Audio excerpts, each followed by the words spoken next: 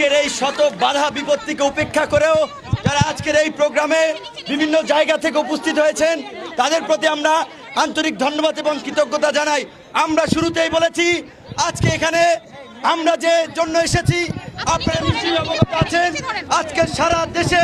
একটি গুম খুন ধর্ষণের নৈরাজ্যে পরিণত করেছে এই সরকার। দীর্ঘদিন ধরে অগণতান্ত্রিকভাবে ক্ষমতায় থাকার জন্য বিচার বিভাগ, পুলিশ প্রশাসন, সমস্ত রাষ্ট্রীয় প্রতিষ্ঠানগুলোকে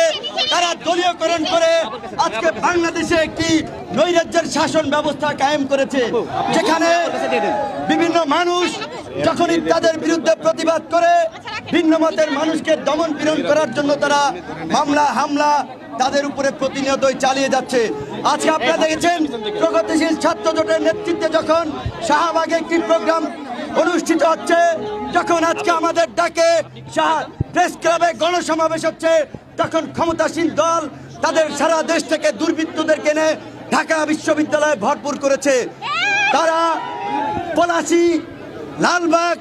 ঢাকা শহরের বিভিন্ন জায়গায় ট্রাকে করে অলিতে গলিতে তারা টহল দিচ্ছে যে